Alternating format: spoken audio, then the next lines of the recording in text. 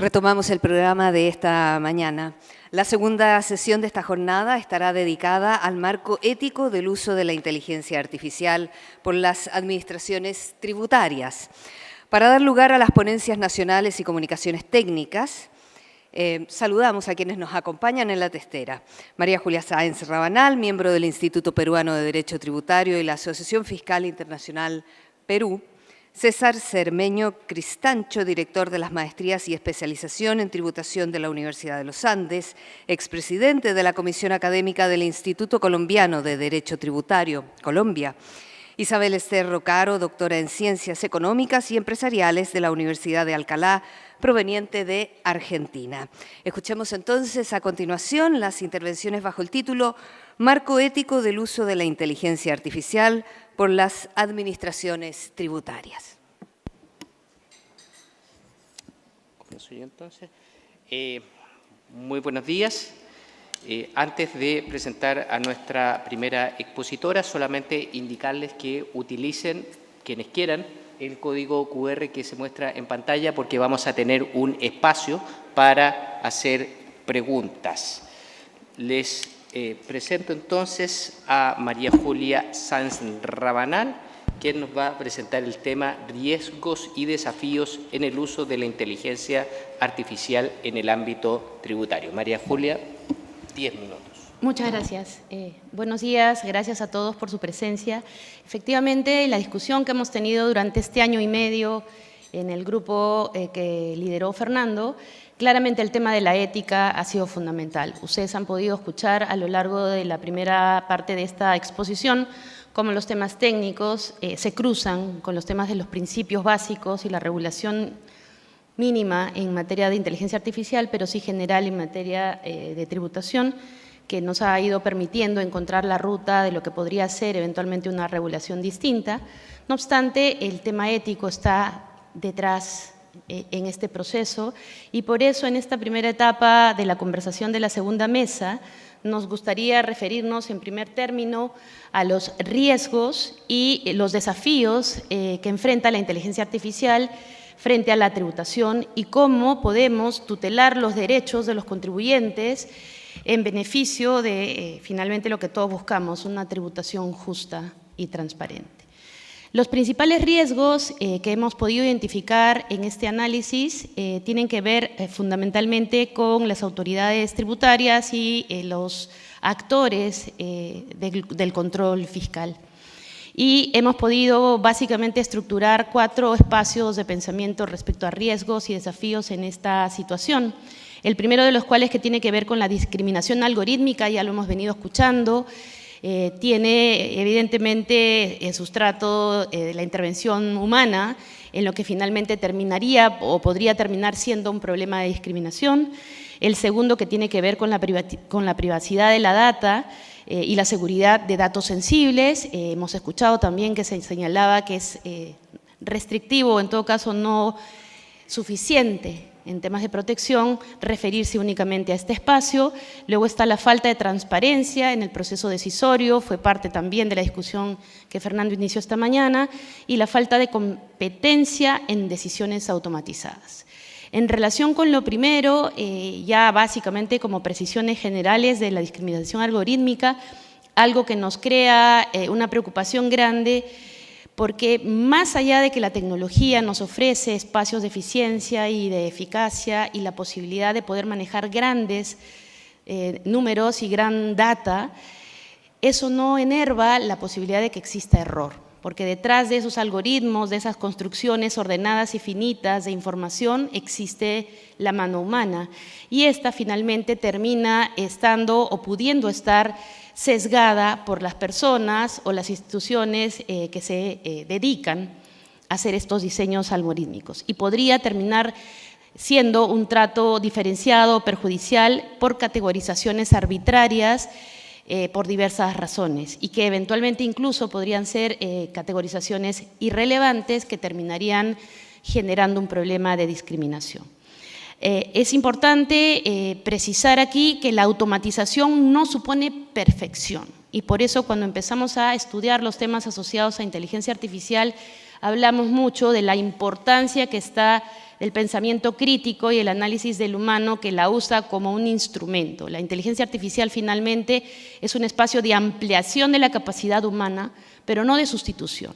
Entonces, uno de los consejos que tenemos en este espacio es pensar que la automatización no es sinónimo de perfección y tenemos que ser conscientes de que existen sesgos y opiniones humanas detrás de esos diseños. En segundo lugar, el tema de la privacidad y seguridad de datos sensibles.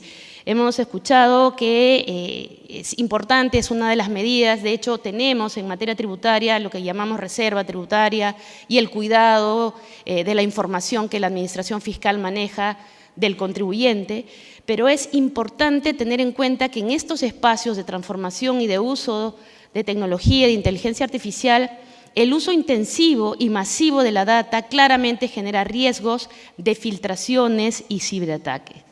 La transformación digital que está experimentando la administración fiscal, lo hemos escuchado esta mañana, es muy relevante, y también el intercambio de información en todas las entidades públicas y en los países resulta ser muy relevante. Por lo tanto, la vulnerabilidad está presente, la filtración es posible y el ataque es posible. Es necesario además tener un seguimiento excesivo de la forma a través de la cual se diseñan estos espacios de utilización de inteligencia artificial, porque podemos percibir, por ejemplo, en casos como el peruano, en los que hay una persecución excesiva, señalo yo, y esta es creación absolutamente mía, no tiene nada que ver con las instituciones peruanas para las cuales trabajo o represento, tiene que ver con un excesivo escrutinio a determinado número de contribuyentes que son los que más aportan a la recaudación fiscal peruana, pero que están en un espacio en el que pulula la informalidad. Entonces tenemos un tema también importante en este espacio, estamos discutiendo además hoy en el Perú y en varios países en temas de transparencia fiscal, y colaboración con las administraciones fiscales, pero a su vez también un problema de confianza pública por el uso de la data. En tercer lugar, la falta de transparencia u opacidad algorítmica, que es parte de la mayor de las preocupaciones. Escuchamos que existen posiciones encontradas en relación con que no sean públicos los algoritmos que utiliza la administración fiscal para conocer finalmente cómo se producen los procesos de decisión. En este espacio están quienes piensan que es importante, en aras de la transparencia fiscal, que podamos entender cómo funcionan los algoritmos para poder comprender cómo finalmente la administración fiscal categoriza no solamente sus espacios de fiscalización y de revisión, sino también los espacios de control y eventualmente de colaboración con los contribuyentes, y otros que piensan que no es aconsejable tener una transparencia tal que permita que el contribuyente pueda hackear al algoritmo al entender cómo se estructura su pensamiento y, por lo tanto, evitar el flujo de control que la administración esté buscando. Y, por lo tanto, está esta discusión o esta tensión entre los profesionales que estamos dedicados a este tema. Finalmente, lo que nos preocupa de este espacio tiene que ver con la vulneración del derecho de defensa de los contribuyentes por la falta de motivación de decisiones automatizadas. Cada vez más estamos viendo cómo una inteligencia artificial decide respecto de, por ejemplo, posibilidades de acceso a crédito, posibilidades de acceso a empleo, despido o categorización de calidad de cartera. Cada vez más probablemente empecemos a ver que varios de los procesos decisorios, eventualmente administrativos y probablemente contenciosos, sean decididos por una inteligencia artificial en detrimento de lo que llamamos derecho de defensa. En lo relativo a la falta de competencia en las decisiones automatizadas, preocupación respecto del carácter técnico o el supuesto de una decisión automatizada es lo que nos preocupa. Lo que hemos podido ver es que la mayoría de los ordenamientos jurídicos no permiten que los sistemas de inteligencia artificial tomen decisiones de manera autónoma, porque las decisiones deben ser tomadas finalmente por funcionarios competentes, utilizando la inteligencia artificial solo como una herramienta de apoyo. Y esto es básicamente lo que hemos venido diciendo respecto de la necesidad de que sea una herramienta que amplifique la capacidad humana, pero que no la reemplace. Por último, ¿cómo mitigamos estos riesgos que hemos podido identificar? Lo primero es la calidad de la data. Tenemos que tener información precisa, completa y representativa del diseño de los algoritmos. En segundo lugar, los temas de transparencia que tienen que ver con la explicación de los procesos de toma de decisiones. Finalmente, una auditoría de data que nos permita identificar y corregir los riesgos. También temas de seguridad robustas para evitar problemas de ciberataques, una responsabilidad humana final en el control sobre las decisiones y, por último, lo que empecé diciendo, temas de ética. Fundamentalmente, los marcos que nos permitan ser transparentes, el uso ético justo en equidad y no discriminación, en responsabilidad tributaria administrativa, en el cuidado de la privatización de datos y la seguridad que, por último, busca cuidar el bien común. Muchas gracias.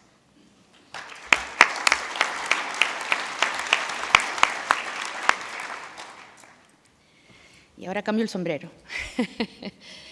En segundo término, vamos a tener el gusto de escuchar a César Cermeño, quien nos va a acompañar hablando sobre el marco ético para la inteligencia artificial en el marco de las administraciones tributarias, por 10 minutos. Muchas gracias, doctora Julia. Buenos días a todos. Voy a empezar contando rápidamente una historia cortica con un giro narrativo parecido a los que escribe Paul Auster, y es que mientras estaba escribiendo un capítulo para una obra colectiva que está dirigiendo el doctor Carlos Pedrosa y que va a ser publicada prontamente por Aranzadi sobre inteligencia artificial y sistemas tributarios, me encontré en la sala de espera de mi psicóloga con un almanaque mundial del año que nací, en 1979. Para los que no son tan viejos como yo, el almanaque mundial era un librito que se publicó por la editorial Televisa de 1954 a 2017, que traía hechos históricos, anecdóticos, datos relevantes y algunos artículos. Uno de esos artículos tenía, de 1979, un diálogo perturbador donde parecía estar hablando alguien con una mujer deprimida, pero resulta que el artículo era sobre un programa que se llamaba ELISA, diseñado en 1964 por un doctor Weizenbaum. De hecho, parecía una narrativa actual, porque era tal cual una descripción del chatbot. De hecho, nadie sabría que era de 1979, si no es por una aclaración al final del artículo que decía que era un computador que, cito textualmente, es una terminal semejante a una máquina de escribir. Eso pues revelaba que era algo viejo. Cuando yo fui a buscar, después de mi cita con la psicóloga, qué había pasado con ELISA, me encontré con una noticia de 2023 que hablaba del suicidio de un hombre belga al que se le culpaba por una aplicación que se llamaba ELISA. La viuda decía que era culpa del chatbot porque nunca contradecía a su marido. Si nunca contradecía al marido es una enfermedad, mi esposa es muy saludable. Entonces, nunca contradecía al marido y el belga le preguntó a la aplicación si el sacrificio de él podría servir para el planeta. Y el chatbot le dijo que sí. Entonces se suicidó. Lo interesante de esto es que el Clarín, Página 12 de Argentina y Radioprograma de Perú decía que por ese incidente estaba siendo acusado el doctor Weizenbaum, el que yo había leído en 1979 en el Almanaque Mundial. Eso cerraría maravillosamente el ciclo narrativo, si no es porque Weizenbaum se murió en el 2008. El punto es que aquí tenemos una noticia que nos refleja que la inteligencia artificial ha sido una inquietud humana desde hace más de 60 años. Dos, estamos viendo cómo seguimos cayendo, incluso por medios serios, en trampas de noticias falsas. Y esto que parece como escrito por un Borges cyberpunk o un capítulo de Black Mirror, también implica como el vértigo que nos da el abismo de lo desconocido, el vértigo que nos da lidiar con la inteligencia artificial y con todo el modelo de preguntas y respuestas que ofrece.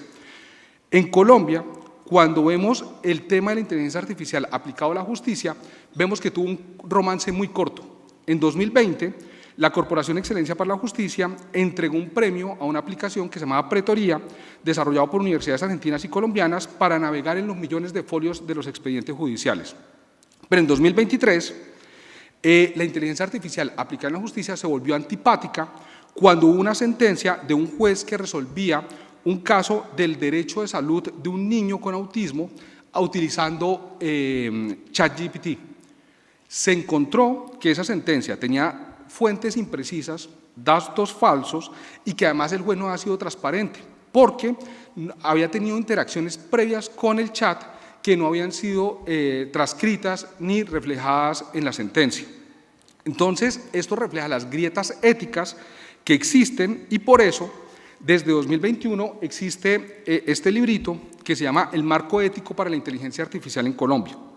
Fue desarrollado por varios ministerios, por la CAF, el BID y la Universidad de Harvard.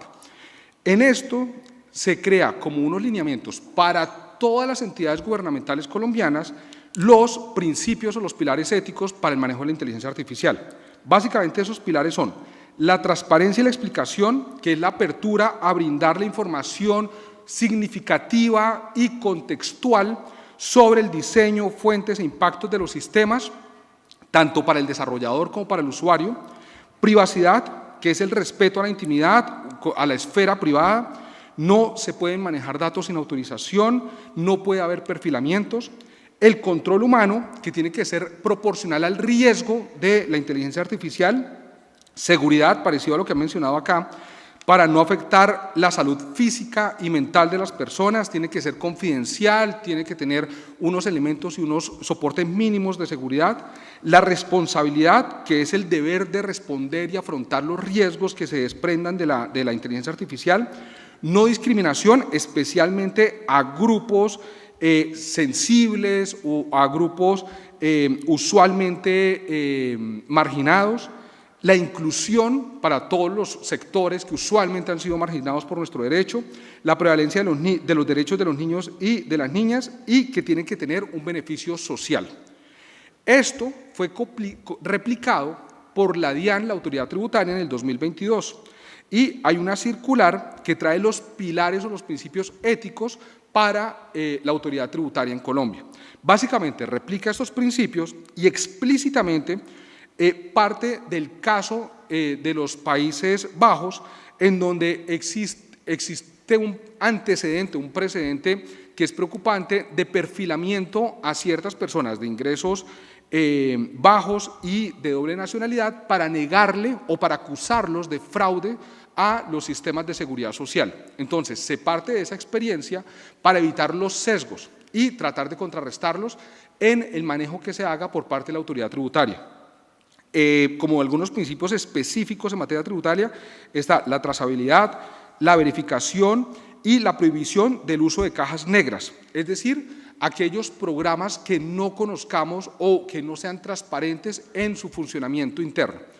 Esto crea como el marco ético que además se complementa con otros principios que se han desarrollado por el sistema tributario, como por ejemplo enfoques de género y otros pilares para evitar uno de los problemas básicos de la inteligencia artificial, que son los sesgos y perfilamientos a los contribuyentes.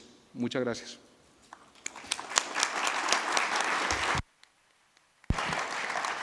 Muchas gracias, César.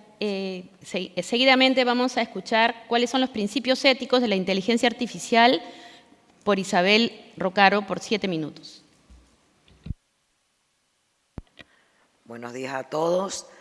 Primero quisiera agradecer a ILAT, al Instituto Chileno de Derecho Tributario y a la Asociación Argentina de Estudios Fiscales por permitirme estar aquí hoy como comunicadora técnica. Y también especialmente a don Fernando Serrano Antón y a cargo del tema 2 y a nuestro relator por Argentina, Adolfo Iriarte Giannicelli. Bueno, aquí simplemente van a haber 2 diapositivas porque es lo que nos marcaron, pero vamos a tratar de ampliar un poquito de qué se trata esto. El objetivo de analizar los aspectos éticos del uso de la inteligencia artificial por parte de las administraciones tributarias, con especial, al final, especial referencia a cómo está en Argentina, es reflexionar, como han hecho los antecesores expositores, sobre los posibles riesgos y desafíos en el tratamiento ético-jurídico del uso de la inteligencia artificial por parte de las administraciones tributarias. ¿Por qué? Que respete los derechos y garantías de los contribuyentes y los principios éticos que enseguida vamos a nombrar, si bien todos anteriormente han nombrado varios principios éticos por organismos internacionales y nacionales que permitan una aplicación fiable, robusta y centrada, que creo que esto es lo fundamental en el ser humano. También en el trabajo hemos partido, y si me da tiempo al final, quisiera leerles expresamente las definiciones de inteligencia artificial propuestas por la ley del Parlamento Europeo aprobada el 13 de marzo del 24 y por la OCDE. Las características de ambas definiciones es que son concisas y breves y pretenden ser flexibles y amplias. Y por esto mismo, sin embargo, quedan muchas zonas y espacios que hay que seguir profundizando y para analizar los riesgos que estas definiciones concisas y amplias, si bien quieren abarcar a todos los países y organismos que hablan la Unión Europea y la OCDE, trae algunos desafíos y riesgos. ¿En dónde se inscribe esta parte de los principios éticos o de los desafíos éticos? En lo que se llama ética digital, que es la de ética digital, se refiere a principios y normas morales que aborda cuestiones éticas relacionadas con el uso de la tecnología, la interacción en línea, la protección de datos y la responsabilidad en el mundo digital. En este sentido es una ética aplicada como la médica, la bioética, la empresarial, la ética jurídica, etc. En este sentido, los sistemas de inteligencia artificial pueden tener implicancias éticas en áreas como la privacidad, entre otros la discriminación, responsabilidad y el impacto social.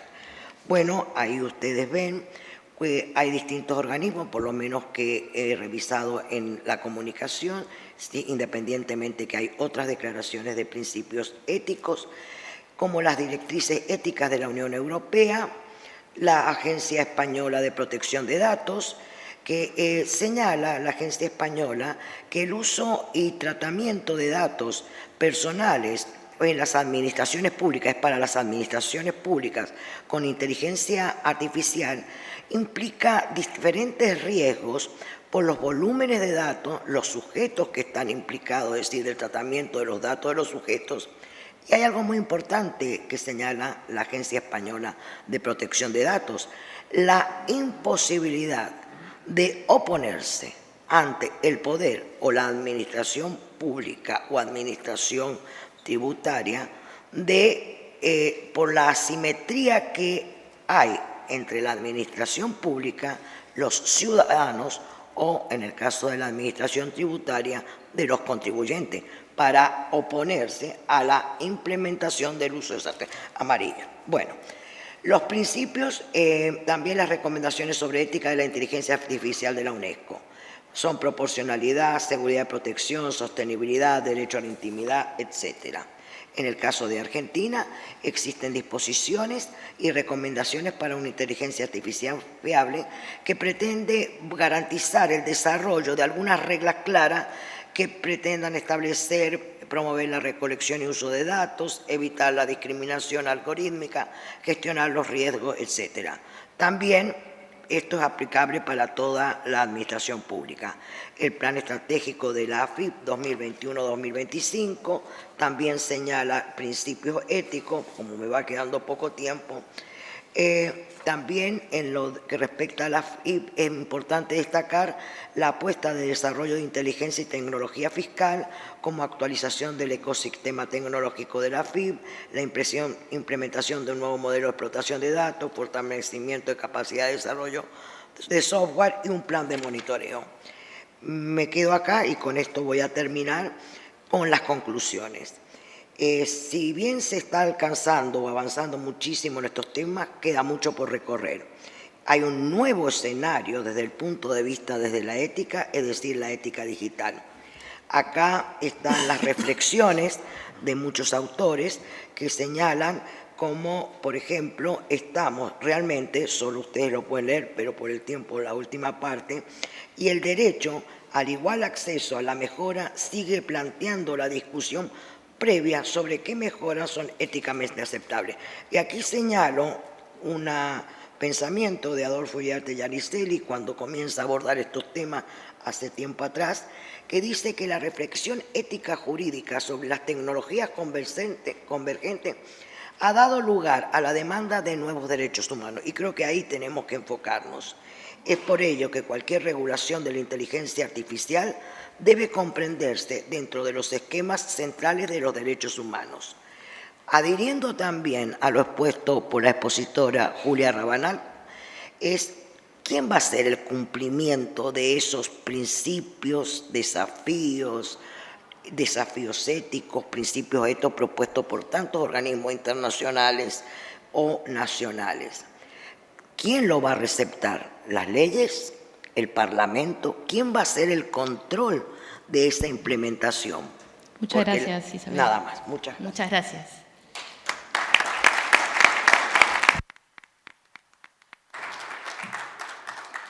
Agradecemos al primer grupo de esta sesión por sus ponencias y los invitamos a tomar asiento. Muchas gracias. Y esperamos unos segundos para llamar al segundo grupo de esta sesión.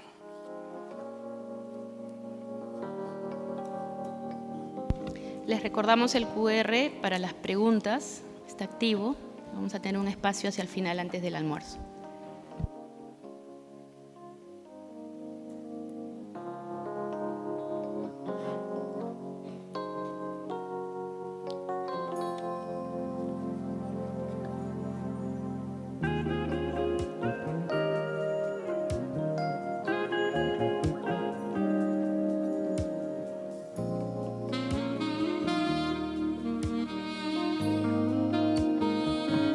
Comenzamos a llamar al segundo grupo. Está conformado por Israel Santos Flores, investigador en el Instituto de Investigaciones Jurídicas de la Universidad Nacional Autónoma de México y profesor de Derecho Fiscal en las Facultades de Derecho y de Contaduría y Administración de la UNAM, México. Renzo Chumacero Quispe, magíster en Tributación Internacional por la Universidad de Florida. Posgrados en Tributación Internacional y Precios de Transferencia por la Universidad Austral Argentina y en Derecho Financiero por la Universidad del Pacífico, Perú. Victoria Montero Tamayo, expresidenta del Instituto Ecuatoriano de Derecho Tributario, Ecuador. Carlos Paredes, abogado de la Universidad Central de Venezuela, miembro de la Asociación Venezolana de Derecho Tributario, miembro del Instituto Peruano de Derecho Tributario, Venezuela, y Domingo Ruiz López, secretario general de la Academia Mexicana de Derecho Fiscal, profesor de posgrado de la Universidad Panamericana y del doctorado en Estudios Fiscales de la Universidad de Guadalajara, México. Les cedemos las palabras. Muchas gracias. En este espacio vamos a tener el placer de escuchar a Israel, que disertará sobre la necesidad de estimular el uso ético y transparente de la inteligencia artificial en materia tributaria por 7 minutos.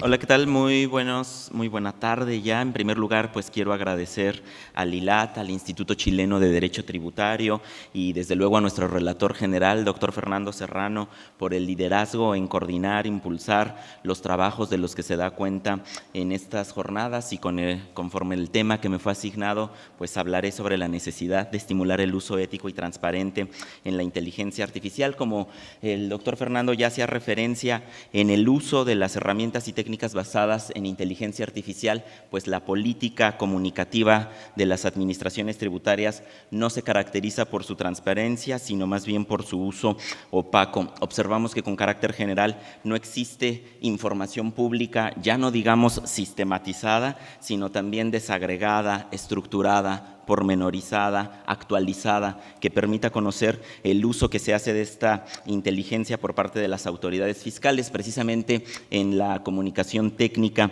que ustedes verán reflejada en el libro de estas jornadas, hago un repaso del uso que hace el SAT a partir de técnicas y herramientas de inteligencia artificial. Como ustedes han podido escuchar, México, al igual que otros 7 países, Argentina, Brasil, Chile, Colombia, Italia, Portugal, hace un uso intensivo de la inteligencia artificial. De hecho, en los informes que se publican por la OCDE, el CIAT, la ONU, Banco Mundial, el caso mexicano se identifica como un caso de éxito y como una administración tributaria líder a nivel de la región de América Latina y el Caribe, y que se ha puesto al día en temas de innovación tecnológica e implementación de tecnologías disruptivas. Y en efecto, el SAT utiliza estas tecnologías en distintos ámbitos y aspectos, desde mejorar los servicios de asistencia al contribuyente a través del denominado chatbot OrientaSat, que se puso en marcha a partir de la pandemia y que ha tenido un uso mucho más marcado a partir de 2022, año en que entró en vigor un nuevo régimen fiscal denominado régimen simplificado de confianza, y que busca pues animar a las personas que realizan actividades informales pues a que migren al sector formal de la economía. Piensen que en mi país existen 32.4 millones de personas que realizan actividades informales. Hay países que ni 32 millones de personas tienen, ¿no? Entonces es una labor pues muy profunda. También el SAT ha utilizado esta inteligencia artificial para poner en marcha programas de vigilancia profunda a partir de analítica de datos, o como denominan oficialmente en mi país, analítica de grafos, que permiten detectar, controlar el fraude fiscal, clasificar el riesgo de cumplimiento tributario, identificar la emisión de facturas falsas o que amparan operaciones inexistentes. Para este año, el denominado Plan Maestro 2024 del SAT incorpora un apartado que se titula Uso de inteligencia artificial para una mejor planeación en los procesos de recaudación. Allí se establecen pues las distintas actividades económicas y los distintos sectores de la industria que son sometidos a revisión a partir de inteligencia artificial. Y bueno, pues con la finalidad de obtener información de primera mano, remití al SAT el cuestionario del que les habló nuestro relator general, y en octubre de 2023 hice llegar a través de la Academia de Derecho Fiscal de mi país a 7 unidades administrativas del Servicio de Administración Tributaria este cuestionario. Me confirmaron su recepción, pero jamás obtuve respuesta. En diciembre del año pasado envié diversos recordatorios insistiendo en obtener la respuesta para que aquí yo les pudiera compartir, ¿verdad? Información pues mucho más oficial, pero tampoco obtuve nada. Entonces emprendí otro mecanismo, el de la transparencia. Presenté más de una decena de solicitudes de acceso a la información a través del Instituto Nacional de Acceso a la Información Pública y Protección de Datos de mi país, que digamos es el máximo órgano garante de transparencia a nivel nacional, es un órgano constitucional autónomo.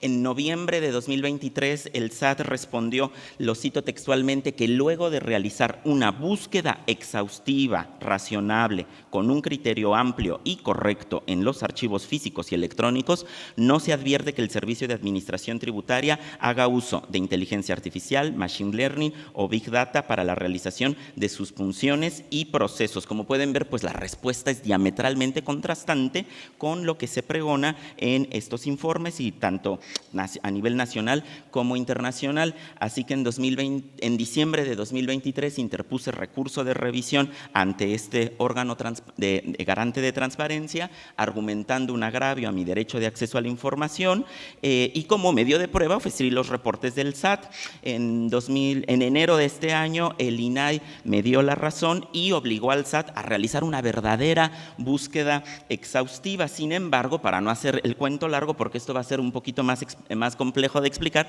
el SAT se mantuvo en la negativa y yo ya no pude hacer nada. Entonces, bueno, les cuento, el SAT externaliza las funciones de inteligencia artificial a través de 2 empresas, Amazon Web Services y Microsoft Azure. Sin embargo, pues no hay forma de pues, obtener mayores datos. Esto nos lleva a concluir que el uso de la inteligencia artificial, como ya dijo Fernando, es bueno, es lícito, sin embargo debería de estar sometido a un escrutinio estricto, a estándares de cumplimiento que permitan valorar el uso de la inteligencia artificial, pues a la luz de la transparencia, de la máxima publicidad de la información. Son principios que informan nuestro ordenamiento jurídico y que desde luego, pues como Fernando también ya nos comentaba, tienen un asidero jurídico en instrumentos internacionales. Existen vulnerabilidades que tiene nuestro sistema. Hay un grupo de hackers mexicano que se hace llamar Mexican Mafia, que ha incluso reportado cómo la propia página del SAT que permite a los contribuyentes presentar su declaración de impuestos es susceptible a vulnerabilidades y que es falible a que puedan hacer robo de datos personales. Y como vemos, pues tener un uso transparente de estas herramientas pues sería muy, muy benéfico también de cara al ciudadano. Muchísimas gracias.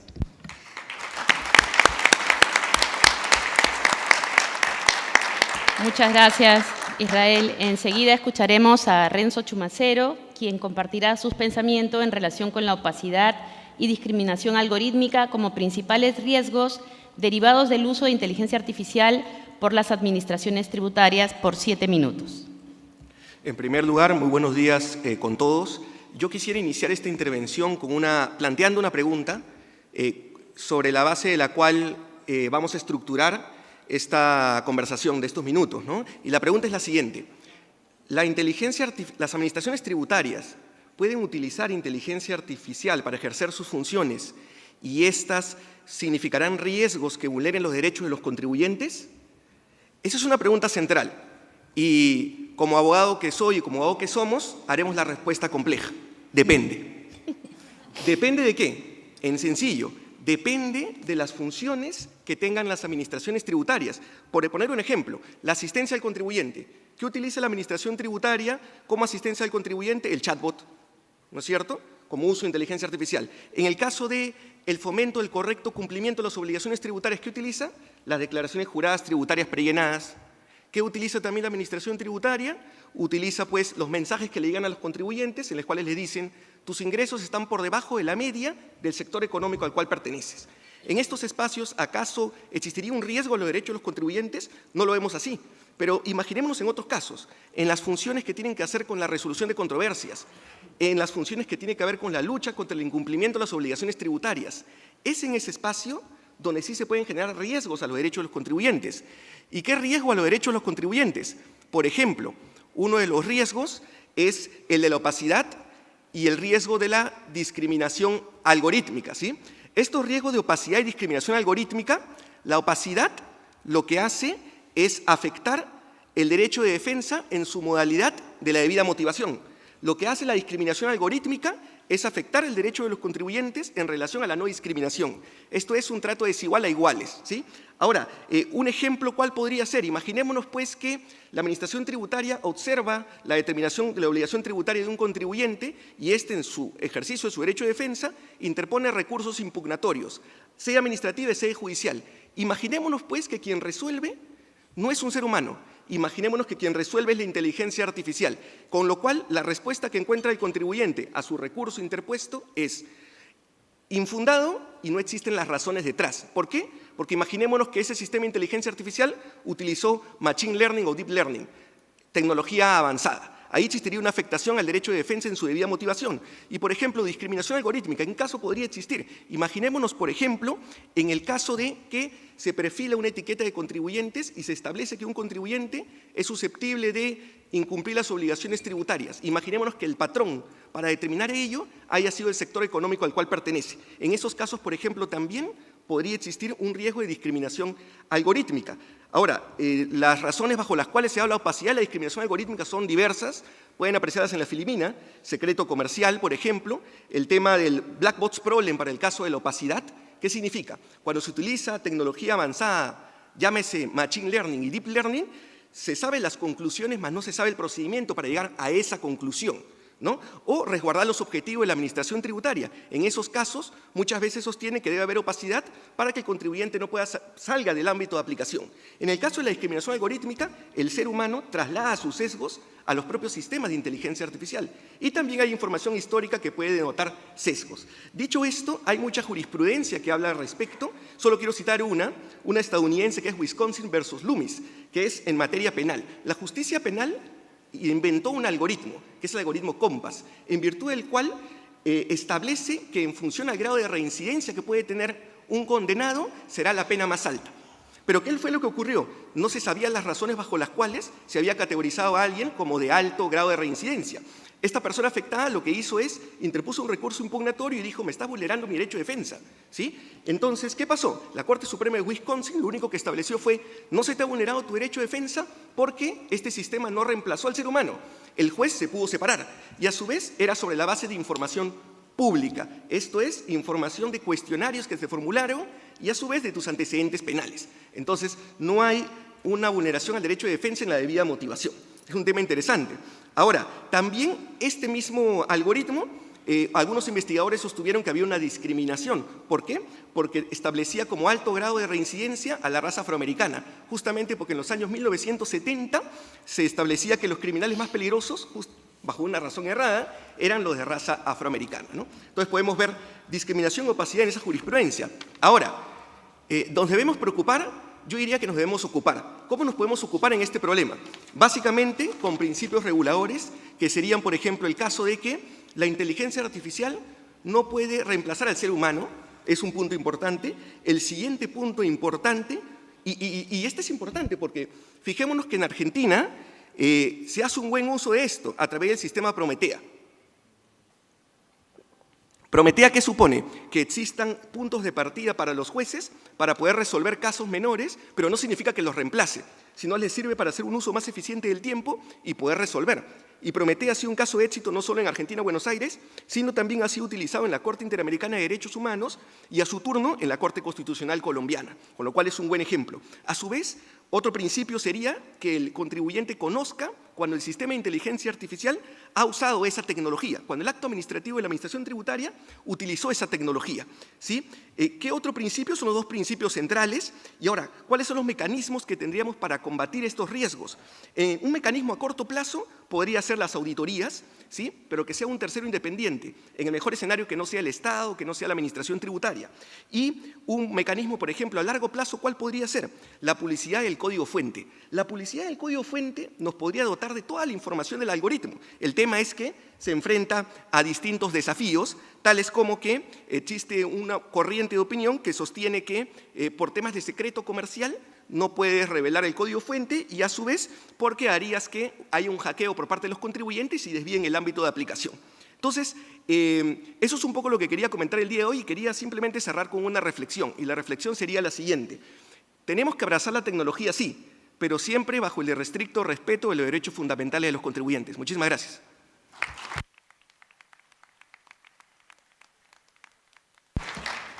Muchas gracias, Renzo. Enseguida escucharemos a Victoria Montero, quien nos hablará sobre el uso de la inteligencia artificial para optimizar los ingresos tributarios, la discriminación algorítmica, por 7 minutos. Muchísimas gracias. Ecuador presenta un saludo al Instituto Chileno de Derecho Tributario. Muchas gracias, Jimé, por todo el cariño que nos has dado. A Lilad y a Fernando, ha sido nuestro sensei y nuestro líder en este esfuerzo. Y les debo contar que la delegación ecuatoriana es toda femenina en este segundo capítulo, ¿no? Lo que nos da a entender que las mujeres ecuatorianas estamos muy vinculadas a la inteligencia, más que lo artificial. Gracias. Bueno, yo quiero ponerles a su consideración un caso muy concreto de discriminación algorítmica sucedido en mi país. Resulta que a raíz de la reforma tributaria de diciembre del 2023, sabiendo la data que tenía la Administración Tributaria, nosotros estábamos convencidos de que nos enfrentábamos a las declaraciones en línea, es decir, que la Administración Tributaria nos sugiriera las declaraciones que debíamos presentar, pero no fue así, sino que a través de la reforma tributaria se crearon los grandes contribuyentes, ¿no?, en base a toda la información que tiene la Administración Tributaria, ¿no? Y estos grandes contribuyentes son los que sostienen al Estado, ¿no? Y por lo tanto la ley decidió que estos fueran los que se hicieran autorretenciones, es decir, en vez del sistema de retenciones que nos venía guiando, se dijo, no, ahora ustedes van a hacer su propia autorretención, y se emitió un porcentaje de retención que va del 1 al 10%. Pero lo que más llama la atención es que no hay una línea de acción y que nos diga cómo se determinó, porque la ley dice que tenía que basarse primero en la declaración de impuesto a la renta del 2022, luego en los sistemas de control hechos por la Administración Tributaria y quien tenía que fijar un TIE, ¿no? Este TIE en nuestro país ya venía siendo utilizado hasta el 2018 y sabíamos con toda claridad cómo se sacaba el TIE de acuerdo al sector económico y a los contribuyentes. Más, ¿qué sucede? Que cuando nosotros vemos la resolución que sale del Servicio de Rentas, resulta que en un mismo sector económico, automotriz, que es el que yo me basé para hacer esta ponencia, teníamos dentro de mi jurisdicción territorial 4 tipos de TIEs, de autorretenciones. Una que va del 1,25, otra del 2,25 y otra del 4%. ¿Por qué? Si es la misma actividad económica. Entonces, aprovechando esta coyuntura, decidí aprender un poco de sistemas informáticos. Me ayudé del chat GPT 3.5 para analizar la jurisprudencia que teníamos respecto a retenciones abusivas, confrontarlas con el principio de no discriminación y de confiscatoriedad. Luego me ayudó para segmentar a los contribuyentes y poderles hacer un análisis. Me basé también en el sistema Copilot, que les sugiero, es espectacular.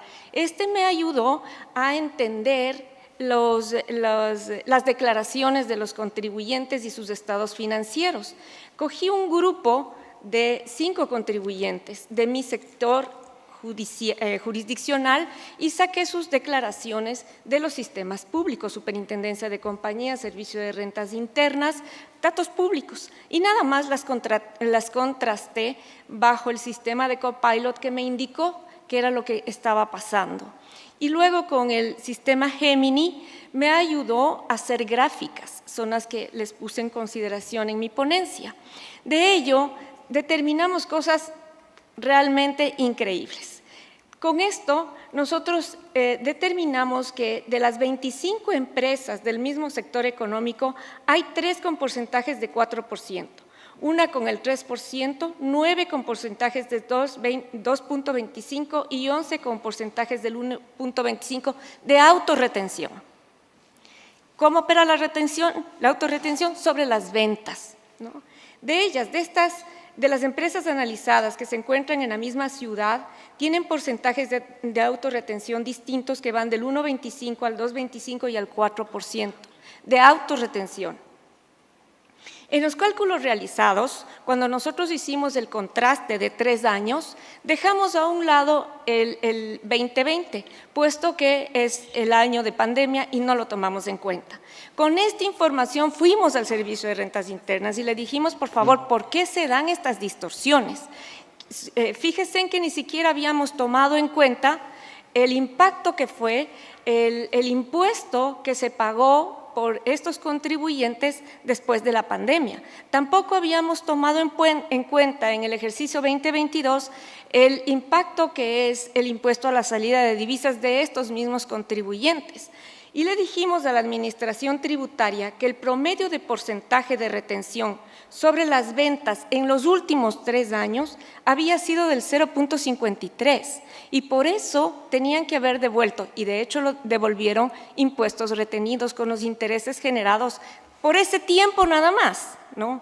Y que, por lo tanto, el 1.25 más bajo de autorretención era tremendamente excesivo.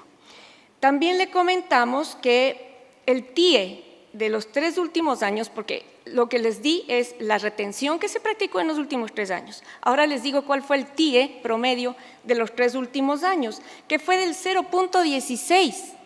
Imagínense ustedes todo lo que va a tener el pobre contribuyente que pedir devolución en el próximo año. Se le duplica la devolución y el SRI devuelve con los intereses generados desde la reclamación hasta que sale la resolución, que no es más de 6 meses. Lo que concluye que los grandes contribuyentes le prestan al Estado sin intereses el 1% del total de sus ventas. Y claro, es constitucional porque la Corte Constitucional ha dicho en casos similares que, dado que está sujeto a retención, no es autoconfiscación. Muchas gracias. Les pido que ahora nos apoyen porque jugamos Ecuador contra Uruguay. Aceptamos apuestas.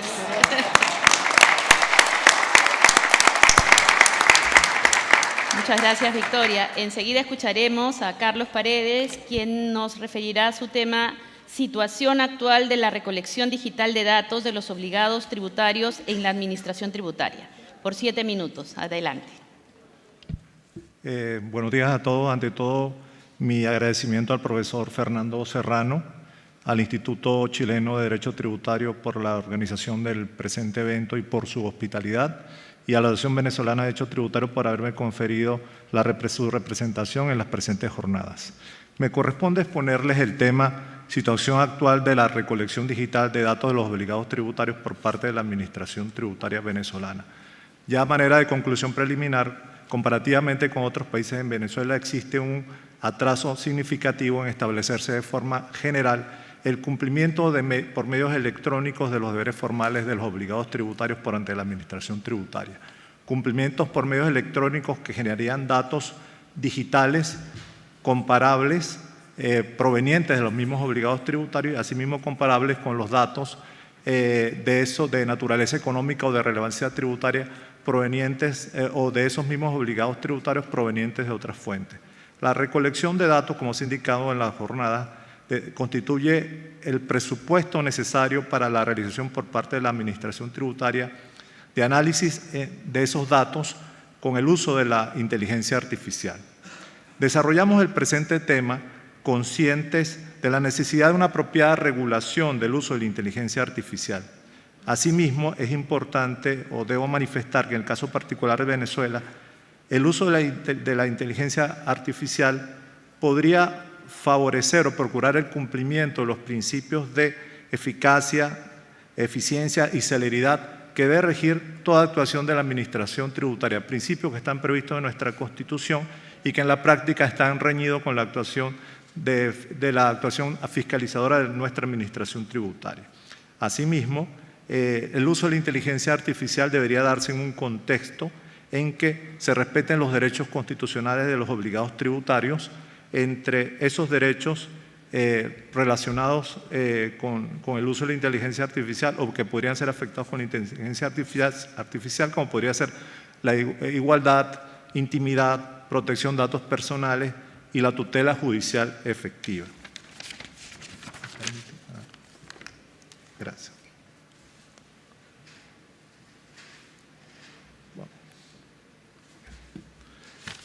Me he permitido hacer una clasificación muy resumida de las fuentes de datos que pueden ser objeto de procesamiento por parte de la inteligencia artificial en los análisis que pueda realizar la Administración Tributaria. Coloco una clasificación de fuentes conforme a la experiencia de otros países y luego indico el estatus que tenemos actualmente en Venezuela. Declaraciones fiscales. Ya desde el año 2010, las declaraciones de todos los contribuyentes del impuesto sobre la renta e impuesto al valor agregado se realizan, las declaraciones se realizan de forma electrónica en el portal web de la Administración Tributaria. Facturas o documentos equivalentes. Por regla general, en Venezuela se emiten documentos en físico. En nuestro país no existe la factura electrónica, entendida como la factura que al momento de su emisión es compartida por medios electrónicos con la administración tributaria o aquella factura que es emitida desde la propia web de la administración. Libros contables y tributarios. Si bien existe la obligación formal de llevar libros contables y libros de ventas y de compras para efectos del IVA, dichos libros se suministran a la administración tributaria solamente en caso de requerimiento expreso por parte de esta, que pueden ser entregados de forma física o en archivo electrónico, pero repito, solamente a requerimiento de la administración. En Venezuela, a diferencia de otros países, no existe la obligación formal de enviar a la administración tributaria de forma periódica y por medios electrónicos de los referidos libros contables y fiscales. Información financiera o bancaria. Aquí hago la acotación que ya para los primeros años del presente milenio, Venezuela tenía 31 convenios de doble imposición, entre ellos con Estados Unidos y España. Sin embargo, ya en los últimos 20 años, Venezuela no forma parte de las iniciativas del G20 de la OCDE con respecto al intercambio automático de información. En tal sentido, Venezuela no se ha adherido a la Convención Multilateral sobre Asistencia Administrativa Mutua en materia tributaria y no ha aprobado normas tendientes a la realización o la adopción de normas tendientes a la realización del referido intercambio automático bajo el estándar común de reporte. En cuanto a las bases de datos de otras instituciones públicas o información de naturaleza económica de la web, no tenemos información general sobre el uso de la inteligencia artificial y por tanto no tenemos información específica sobre la consideración de dichas fuentes de datos.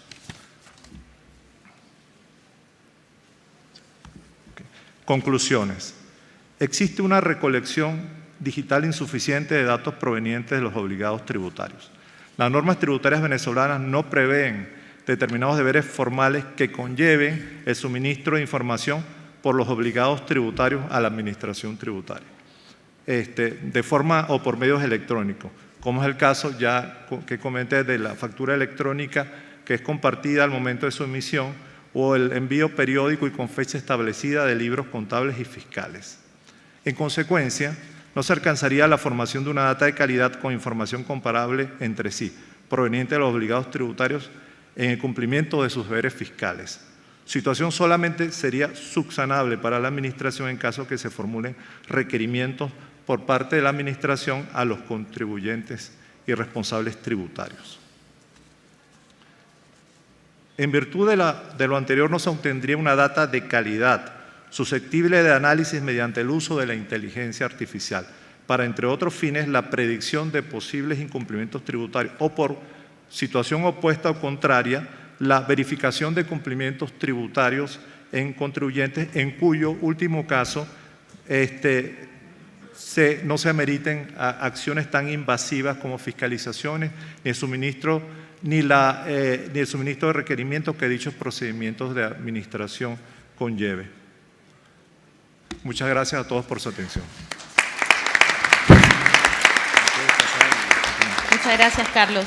Finalmente escucharemos a Domingo Ruiz, quien se referirá a la gobernanza de datos por las administraciones tributarias, por 7 minutos. Muchas gracias. Muy buenas tardes a todas y todos. Me sumo a las felicitaciones que se hace al ILAT, al Instituto Chileno de Derecho Tributario, a la excelente Relatoría General de Fernando Serrano, a mi querido Augusto Fernández, que fue relator nacional por México, para platicar sobre estos temas que tienen que ver con distintas implicaciones del uso de la inteligencia artificial. Y yo me voy a referir a una parte específica de la comunicación técnica, que es la cuestión de la gobernanza de datos. Como ya se ha venido platicando por quienes me han antecedido en el uso de la palabra, miren, ahí tenía unas palabras muy bonitas escritas que se han borrado, pero se las voy a platicar. Por eso no hay que confiar tanto en la tecnología. Hay distintas problemáticas relacionadas con el uso de la inteligencia artificial que demandan establecer principios claros para la gobernanza de datos en el uso de la inteligencia. Ya Israel, mi colega Israel Santos, mexicano, narraba este vía crucis que se vivió para buscar cuáles eran el tipo de inteligencia artificial y de algoritmos que utiliza el Servicio de Administración Tributaria en la planificación de la fiscalización y en el transcurso de la fiscalización. El tema es que hay distintos riesgos relacionados con los derechos de los contribuyentes ante la opacidad del uso de la inteligencia artificial. Uno de ellos tiene que ver, como ya se ha comentado también ampliamente por el resto de comunicantes, con el tema de los sesgos algorítmicos. Este principio del desarrollo, o que usan los desarrolladores de software, que dicen bullshit in, bullshit out, habla que la tecnología es neutral, no es ni buena ni mala, no tiene principios morales, éticos, valoraciones, sino es cómo ha sido programada y diseñada, y en función de cómo es programada y diseñada es que va a dar un resultado. Contrario a lo que respondió en estas consultas de acceso a la información el Servicio de Administración Tributaria, en su plan maestro de fiscalización que publica cada mes de enero, y particularmente el plan maestro de fiscalización publicado en enero del año 2024, lo que habla es que va a fortalecer la fiscalización con el uso de inteligencia artificial a través de dos técnicas específicas: la analítica de grafos y el machine learning. Cuando pensamos en sesgos algorítmicos, preocupa más si va a utilizar estas dos técnicas. ¿Qué es la analítica de grafos? Es pensar en conjuntos, en redes que se van interconectando entre sí. Entonces, cada contribuyente es un nodo, y los arcos de conexión tienen que ver con las operaciones y transacciones que van haciendo los contribuyentes entre sí. Y esta analítica va partiendo de supuestos. Cuando pensamos en un algoritmo y en analítica de grafos, lo que se hace es poner un supuesto, y si ese supuesto se materializa, entonces una consecuencia. Si A, entonces B, y si sucede B, entonces va a pasar C. Y complementado con Machine Learning, la propia tecnología va autoaprendiendo y llegando a conclusiones. ¿Cuál es el riesgo del sesgo algorítmico? Que el ser humano que va creando y que va programando esa analítica de grafos con esas consecuencias, su pensamiento puede sesgar las conclusiones. ¿Cuál es el objetivo con el cual se está utilizando la inteligencia artificial? Fiscalizar y recaudar, naturalmente, porque lo está haciendo una administración tributaria. ¿A través de qué hipótesis? Esos seres humanos, servidores públicos, servidoras públicas, que trabajan en el Servicio de Administración Tributaria, ¿qué pensarán de las conductas de los contribuyentes? ¿Cuáles son las hipótesis a través de las cuales construyen los algoritmos? Y por lo tanto, ¿qué conclusiones se van a dar? El año pasado tuvimos alguna reunión con funcionarios del SAT, precisamente porque una de las consecuencias de la analítica de grafos es restringir el certificado de sello digital, que es el elemento tecnológico con el cual se pueden expedir los comprobantes fiscales digitales, las facturas, y sin ello no se puede avanzar, no se puede hacer el negocio. Hay un abuso de esta facultad. ¿Por qué razón? Por lo que dice el algoritmo.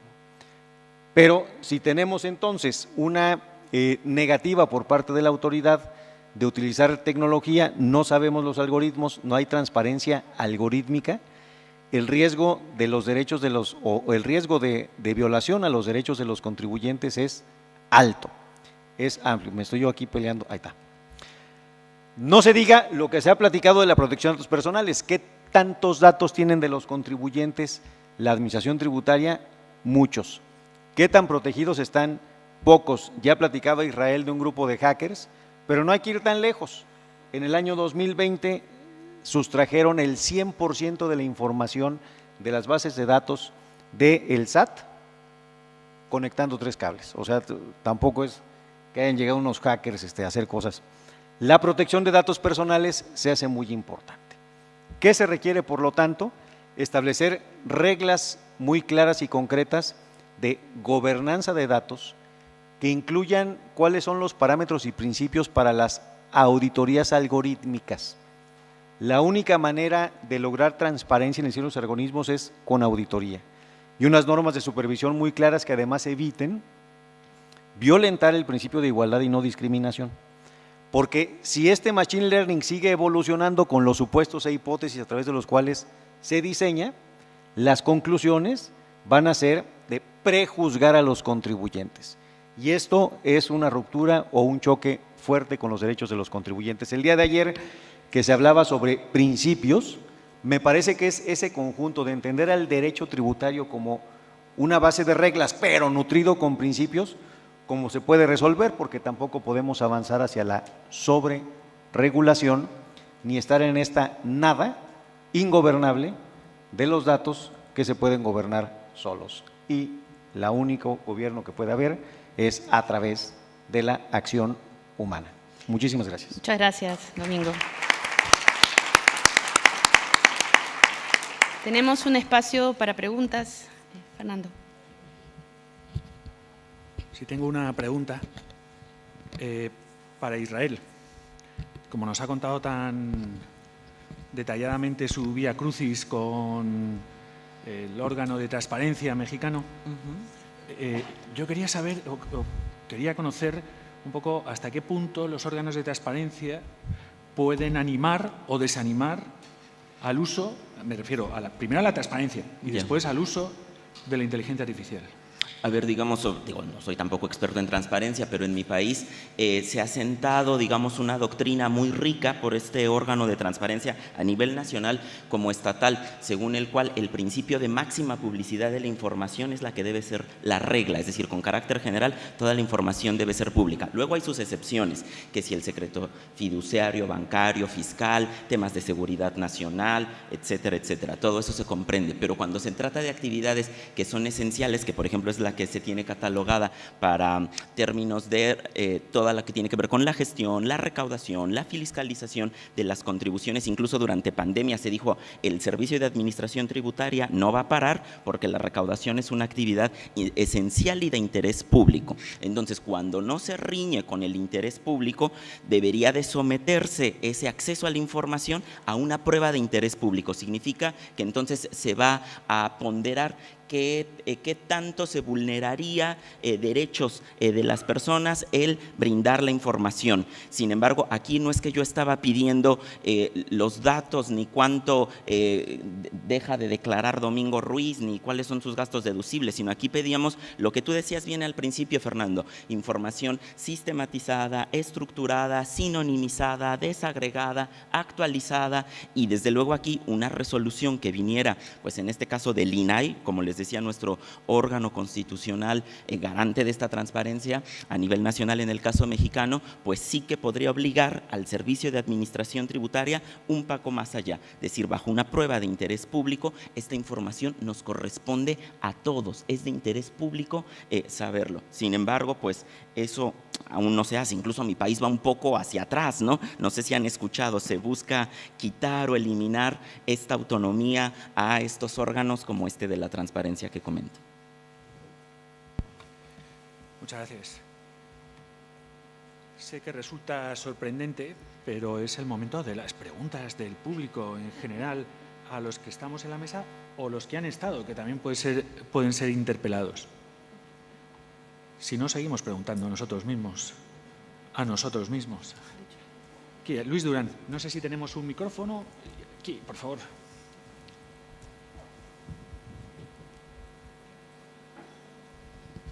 Gracias. Yo había enviado la pregunta para ti en el documento, pero creo que hay una pregunta que me gustaría hacerles, de repente a ti o al panel, es la siguiente. Sí, estoy entendiendo que no hay forma real de que las administraciones puedan autogobernar su acción sobre la inteligencia artificial. Por lo tanto, el camino es fundamentalmente el camino de los tribunales. Y no hay forma de discutir este tema con la administración porque se van a crear leyes, normas, etcétera, sino es acudiendo a los principios fundamentales. Y esto, en el fondo, es hacer una valoración sobre el valor de la Constitución política y del Estado constitucional. Yo no veo otro método para resolver estos conflictos que el método de la razonabilidad y ponderación, que es el método del Estado constitucional. Entonces, negar un método de control sobre toda esta avalancha institucional llena de daños, me parece que es un error institucional de las jornadas en general. Creo que el mayor valor para resolver estos problemas que se nos van a llegar a los contribuyentes es acudir a la defensa desde el Estado constitucional y desde sus valores, sus métodos. Por ejemplo, ¿cómo discuto un tema de absoluta violencia de un algoritmo? Todos los casos judiciales que hay en el mundo han acudido a la Constitución y a ver si es razonable o proporcional el uso de ese algoritmo. Pasó en los Estados Unidos, ha pasado en la India, etc. Entonces, la razonabilidad y proporcionalidad viene del valor de arriba, y el valor de arriba es el derecho de los ciudadanos. Y creo que habría que analizar, no sé si lo están contemplando, un conjunto de elementos, como ha hecho la Unión Europea, un conjunto de elementos de derechos humanos en relación a la inteligencia artificial. Uno de ellos, para mí fundamental, es el sesgo cognitivo. La inteligencia artificial lleva a los ciudadanos a tener un sesgo cognitivo y a las administraciones también. Podemos ya empezar a hablar, de repente podría ser un avance esta jornada, hablar de un derecho humano a evitar el sesgo cognitivo y la violencia contra el ciudadano, contribuyente o deudor tributario por parte del uso de la inteligencia artificial por las administraciones tributarias. Esa era mi pregunta, señor secretario, señor relator, perdón. Por no monopolizar el uso de la palabra, quizás Domingo, y no sé si Israel quiere, o Renzo. Claro, con mucho gusto. A ver, esa es precisamente la cuestión. Los algoritmos que diseñan las administraciones tributarias son con el propósito de recaudar. Y dudo mucho que en su diseño estén contemplando principios tributarios, derechos de los contribuyentes, y por lo tanto la necesidad de la gobernanza de datos y de la auditoría algorítmica es para que en la relación jurídico-tributaria, que la autoridad utiliza una tecnología dentro de esta relación jurídico-tributaria, existan los derechos, y la respuesta es el Estado constitucional, sin lugar a dudas. Lo que está precisamente en cuestión es el Estado de Derecho. Es el Estado de Derecho, y en estas preguntas de ¿cómo es que tomó una decisión la autoridad? No sabemos. Es más, si acaso un ser humano tomó una decisión, no sabemos. De ahí la superimportancia de que esta gobernanza de datos tenga como punto de partida precisamente el Estado constitucional de Derecho. Coincido totalmente. Renzo, ¿quisieras agregar algo? No, también estoy de acuerdo, porque yo creo que esto va a llegar a la aplicación de un test de proporcionalidad. A título personal creo que podría pasar el test de la necesidad y la idoneidad, pero probablemente la ponderación no, porque hasta qué punto la restricción de un derecho hasta qué punto la restricción de un derecho del contribuyente puede realizarse con ocasión, por ejemplo, de una mayor eficiencia, porque eso es lo que busca al final del día la inteligencia artificial en el uso por parte de las administraciones tributarias. Entonces, ¿hasta qué punto podemos hacer prevalecer la eficiencia, que también tendría que ser demostrada, dicho sea de paso, ¿no? Que también es un tema complicado, porque tendríamos que colocar, por ejemplo, administración tributaria realizando un acto automatizado versus vía inteligencia artificial versus administración tributaria no utilizando la inteligencia artificial, y a ver si llegan a la misma conclusión y en los mismos tiempos. Si es que sería más eficiente el uso de inteligencia artificial, igual me resisto a creer que ello supondría de que igual prevalezca sobre un derecho del contribuyente. Entonces yo creo que en la ponderación se podría caer este tema, desde mi punto de vista. Bueno, pues ya vamos a animarnos, ¿no? Un poco. Soy breve. Vamos a ver. Estoy totalmente de acuerdo con lo que aquí se ha manifestado. Yo creo que es fundamental, pues, también una visión constitucional de los derechos y la necesidad de su defensa, ¿no? Pero claro, no nos olvidemos que el uso y la aplicación de la inteligencia artificial va desde lo más sencillo de nuestras relaciones con la administración tributaria hasta lo más complejo. En ese camino puede haber una violación no solamente de derechos constitucionales de los contribuyentes, sino puede ser también una violación de una norma.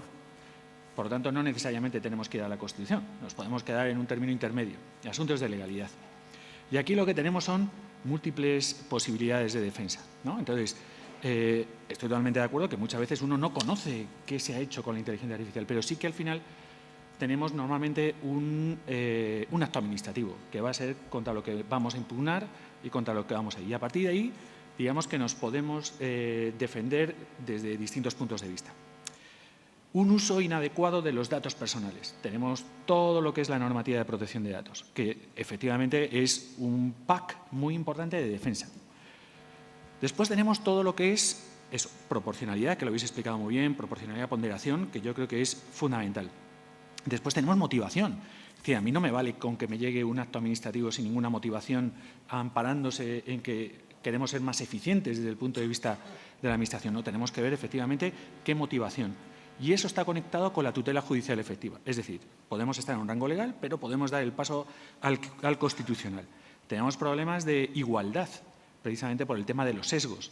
La igualdad la tenemos en las cartas internacionales de protección de los derechos humanos, ONU, Pacto de San José, Carta Europea de Derechos Humanos, con lo cual digamos que tenemos distintas posibilidades de bomba, ¿no? Tenemos la atómica, la guiada, es decir, yo creo que hay un pack de defensa importante. Lo que sí que yo creo que hay que determinar exactamente es por dónde queremos llevar nuestra defensa. Entonces, yo creo que hay temas muy importantes casi siempre de motivación, que tiene que ver con opacidad, fundamentalmente. Tenemos tutela judicial efectiva, tenemos igualdad en cuanto que se produzcan sesgos discriminatorios, como ya han explicado por aquí, y después, en otro ámbito, ya tenemos eso, como bien has explicado Lucho y Domingo, todos los asuntos constitucionales donde tenemos que hacer esos juicios de razonabilidad y ponderación. Pero, insisto, yo creo que no tenemos que tenerle miedo, sino justo lo contrario, ¿no? Es decir, las normas están para algo. Es verdad que, como yo he empezado la relatoría, el problema que tenemos es que se están utilizando estas técnicas y la normativa no se ha actualizado. Es decir, estamos trabajando en un entorno líquido con normas fundamentalmente físicas o materiales, ¿no? Entonces, tenemos un problema. Es decir, aquí tenemos que ir modificando poco a poco esa perspectiva y esa normativa. Pero me callo. Gracias. Mi nombre es Juan Carlos Peñafiel, soy parte de la delegación ecuatoriana. Mi pregunta es la siguiente. En el ámbito de la aplicación de la inteligencia artificial con relación a las administraciones tributarias, está claro que se podrían generar vulneraciones a ciertas garantías y derechos de los contribuyentes. Mi pregunta está enfocada más que nada en saber si, como parte de las herramientas que tienen los contribuyentes, que es la impugnación, tanto en sede administrativa como en sede judicial, ¿a quién le va a pertenecer la carga de la prueba?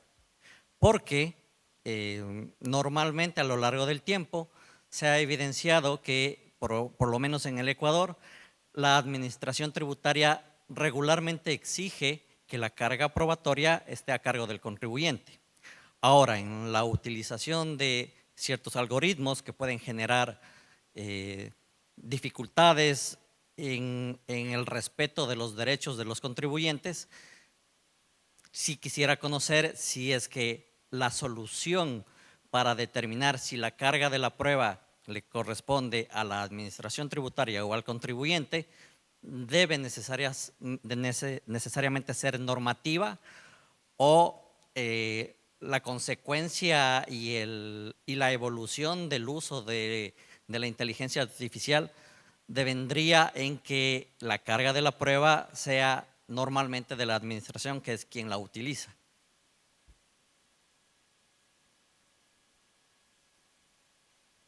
¿Se quiere animar a alguien de la mesa? Parece que el profesor. ¿Sí? ¿Sí? Sí, en respuesta a la pregunta y también un poco relacionando con la pregunta anterior, sí, en definitiva, por lo menos en el caso de Venezuela, en definitiva, y creo que también ocurre en otros países de la región, creo que al final, el punto final de la violación o la afectación de un derecho constitucional por parte del uso de la inteligencia artificial va a recaer en los tribunales, ¿no? Mediante los recursos de impugnación que pueda realizar el contribuyente. Y en la medida de que existe un pleno Estado de Derecho, que existan libertades y que exista una debida aplicación de la tutela judicial efectiva y un control jurisdiccional de las actuaciones de la administración tributaria, obviamente se van a poder hacer valer esos derechos, ¿no? Adicionalmente, con lo de la carga de la prueba, claro, se refiere a la pregunta de la carga de la prueba de, por ejemplo, un sesgo que conlleva una discriminación algorítmica. En efecto, sería a nivel jurisdiccional, pero cuando mencionan carga de la prueba, también pienso en otra arista, ¿no? Que el uso de la inteligencia artificial mediante la análisis y comparación de datos va a conllevar a que la propia administración, teóricamente, de manera más eficiente, pueda contrastar información y verificar cumplimientos tributarios, ¿no?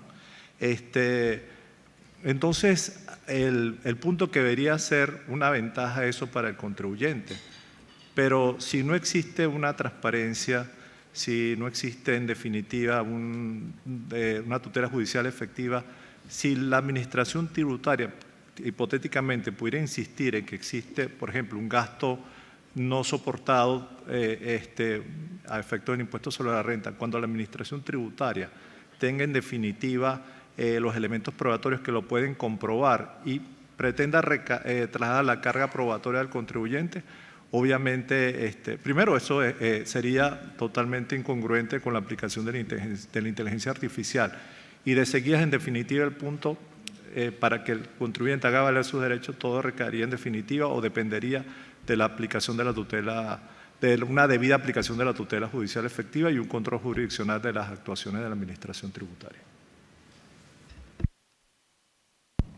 Muchas gracias a todos. Muchas gracias a todos los ponentes de esta segunda sesión de la jornada. Tenemos algunos avisos antes de invitarlos a almorzar. La segunda reunión del Consejo Directivo del ILAT se realizará el jueves 17 de octubre a las 13:15 en punto, en la Sala Prat, que queda justamente al lado de la zona del café. Les comento también que aún pueden inscribirse para la cena bailable del viernes. Está el link en la página web oficial de las jornadas. Y lo tercero es que a las 2:30 regresamos al salón para comenzar la sesión de la tarde. Ahora los invitamos a todos a dirigirse al restaurante Bohío, que queda a un costado del sector de la piscina del hotel, para compartir el segundo almuerzo de las 32ª Jornadas Latinoamericanas de Derecho Tributario. Muchas gracias.